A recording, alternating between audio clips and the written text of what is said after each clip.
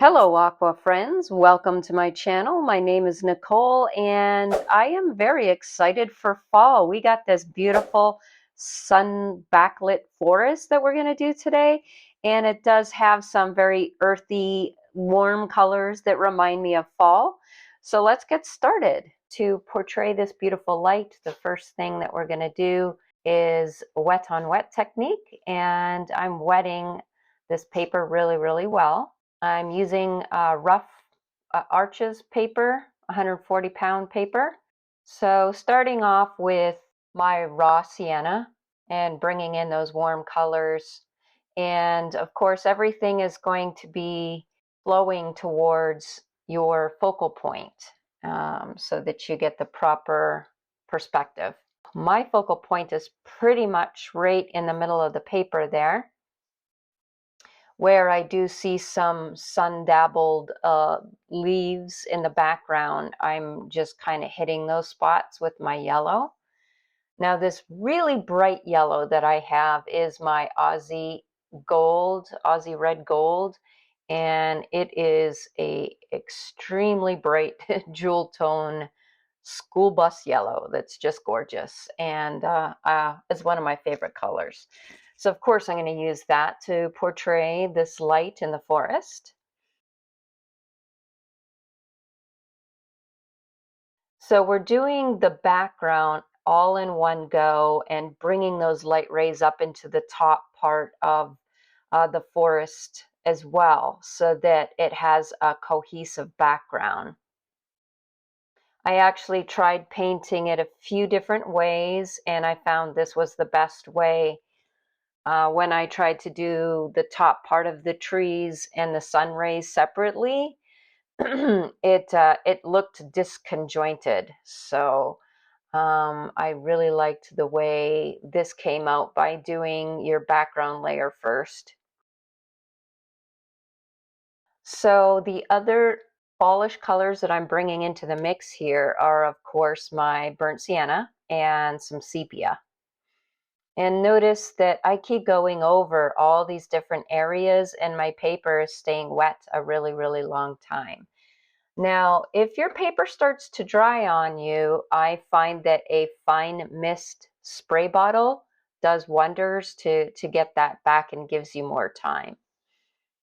So while my paper is still wet, I'm just using my flat brush to loosely get in the leaves that I see in the top part. So you basically have almost like a vignette appearance to this painting, where everything is kind of darker along the edges and it really draws the eye into the painting. Bringing in some of those greens that I will be using in that second layer and kind of establishing where some of my main trees or some of these shadows are before my paper dries.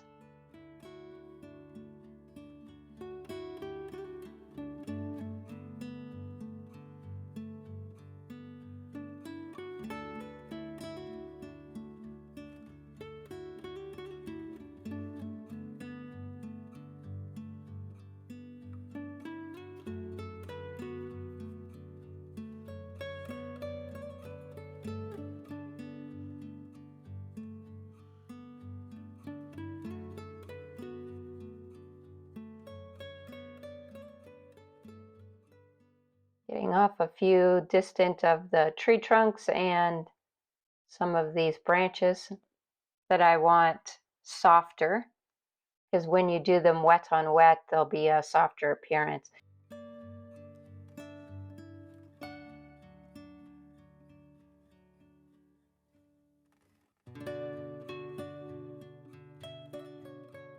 So I'm going to go back and do a few things left on the bottom here, using a nice fluffy brush to help that spread softly, adding in a few darker strokes.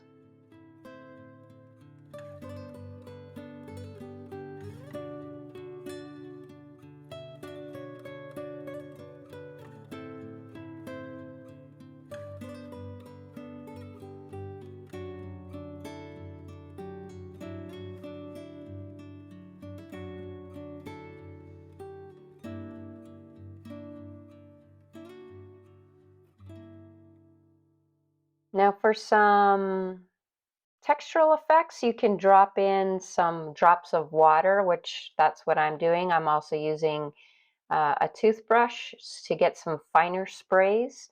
So the toothbrush and dropping in bigger drops with just a round brush does add some really nice textural effects.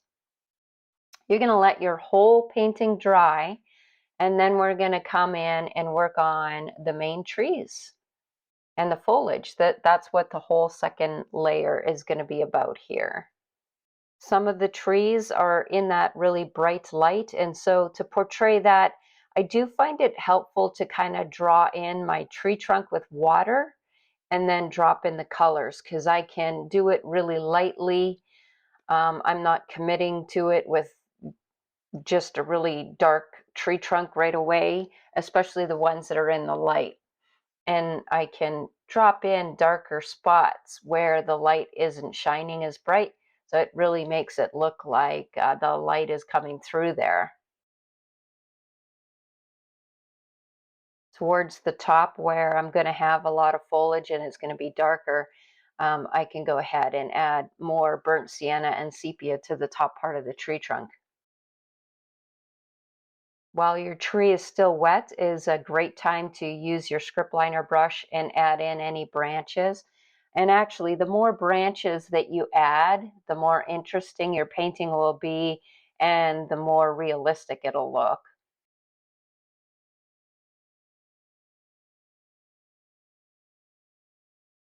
So I continue the process of first wetting where I want to put the tree trunk and then dropping in my colors, especially for the trees that are in the sunlight and in the distance. This way you have more control over how dark you want to go, because obviously the water is going to dilute your paint, and you can continue to add more paint if you like how dark or how light it is. I always have a piece of paper towel handy, because if I draw something I don't like, and I could always just dab it. Now, I will be making these tree trunks disappear into the painting on the tops and on the bottoms. So to do that, I'm just adding fresh water to kind of blend it into the background.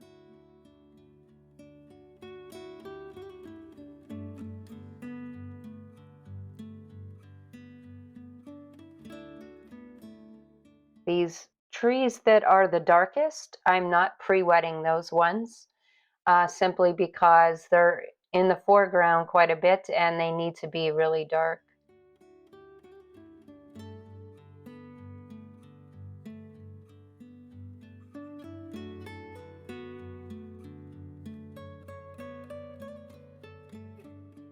Again, you can wet the bottom of the trees, dab it with your piece of paper towel, and that kind of blends it into that foreground.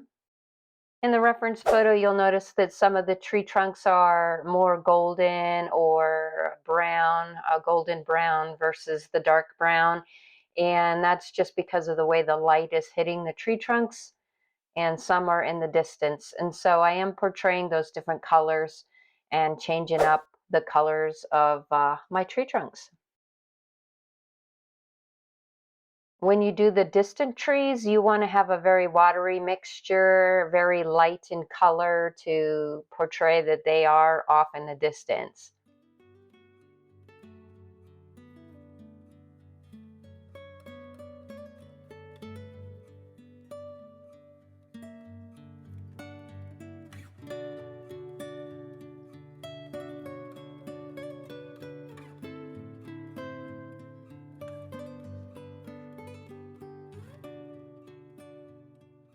So you could add as many background trees and branches as you'd like. Like I said, the more you add, the more realistic and the more depth you'll have in your painting as well. I kind of forgot, now this was my mistake here. Notice it's bleeding into the background because I kind of forgot that I wet that area. And so if this happens to you and things aren't working quite out the way you want, You could always take a piece of paper towel and catch those areas that are bleeding, which I did. It's going to help dry the paper so that it prevents further bleeding. And in the end, I added some little twigs and kind of just made it look like there was like some texture effects going on there. So sometimes it could be happy little accidents. You just never know what is going to happen with watercolor. It has a mind of its own.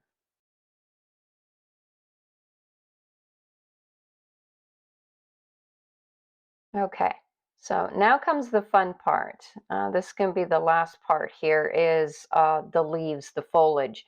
So I find many, I've been practicing, and the best way to do foliage is kind of all in one clump, pre-wetting your area, having some defined foliage around the edges, but kind of having a cohesive mass so that it is all connected is, I think, the most visually appealing way to portray the foliage in all the experimenting that I was doing. So that is how I'm going about this. I'm wetting the area and then I'm dropping in those greens. So the greens that I have in my palette, um, I think I have serpentine genuine green and sap green and then shadow green. Along with the greens that I'm adding, this very fine tip dagger brush, you could also add in more branches wherever you want. So the process is going to be the same all the time. Once I'm finished with one section, I'm using my dagger brush with just water, notice, just water, and kind of doing some scribbling, which is just meandering lines in order to get the paper wet and leaving some open spaces. So you have soft edges and you have hard edges.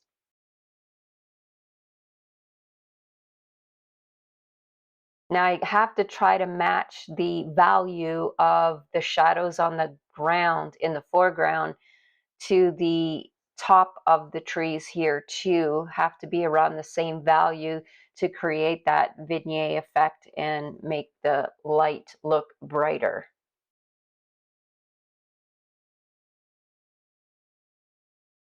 So once I fill in one area, I just keep going from right to left because I'm left-handed, but you could definitely go the other way.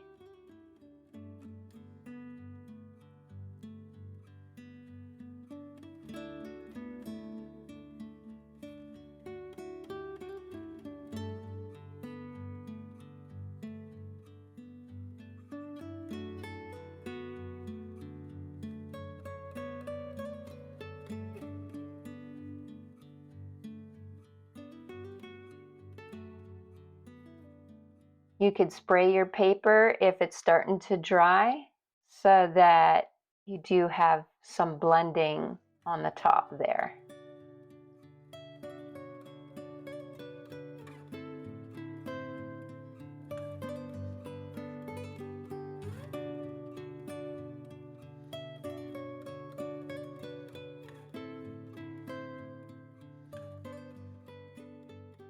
I'm adding the darkness on the bottom and especially adding some individual little foliage leaves.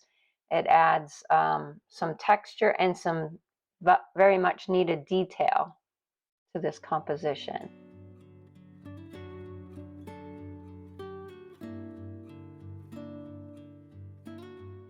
Okay, especially those little branches that are in the foreground. They have some beautiful little foliage details on there, and as soon as I put those on, it's like the painting really came to life. I don't know, just small little details like that. I was really starting to enjoy the painting, thinking, oh, okay, this is coming out not too bad.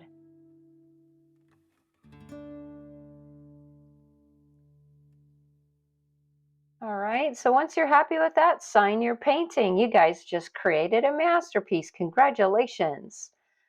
I hope you enjoyed this tutorial, and I'm looking forward to fall. The leaves are starting to change. I'll see you guys next time.